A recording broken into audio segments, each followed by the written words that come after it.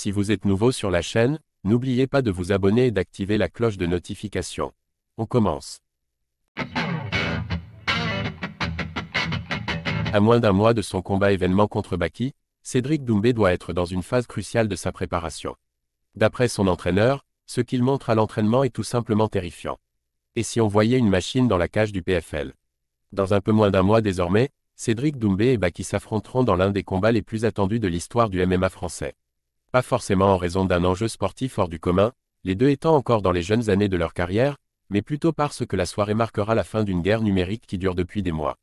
Non seulement ils s'envoient tacle sur les réseaux sociaux ou par médias interposés, mais leurs fans agissent également de la même manière.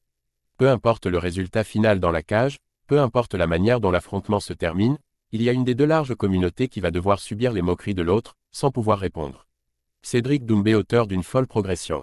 Et si l'on se fie aux témoignages récurrents de l'entourage de Cédric Doumbé, il ne sera pas le grand perdant de la soirée, impossible. Comme avant tous ses autres combats, lui et ses entraîneurs expliquent que le duel n'ira pas au-delà des 5 premières minutes. Boris Johnstone, son coach, est allé dans ce sens lors de son passage au micro de l'excellent Ilyes Meukt. En une semaine, Cédric a fait des progrès fulgurants. Si Baki arrive à la saisie avec Cédric, je pense que les gens vont être vraiment surpris. Moi, il arrive encore à me surprendre. Je ne sais pas ce qu'il s'est passé dans sa tête ou dans son corps, mais Cédric est vraiment très solide. En lutte, sur ses appuis, au sol, j'ai de l'âge, je ne suis pas un champion, mais je n'arrive plus à le faire tomber. Je n'irai pas jusqu'à dire qu'il a le niveau ceinture noire de jiu-jitsu brésilien, mais il est solide. Je vois tous les analystes dire que s'il se fait attaquer en lutte 2, 3 ou 4 fois Cédric va se fatiguer. J'attends de voir, nous on le met dans le dur et il est toujours là. Les sparrings sont compliqués à trouver, on doit se mettre à plusieurs dessus.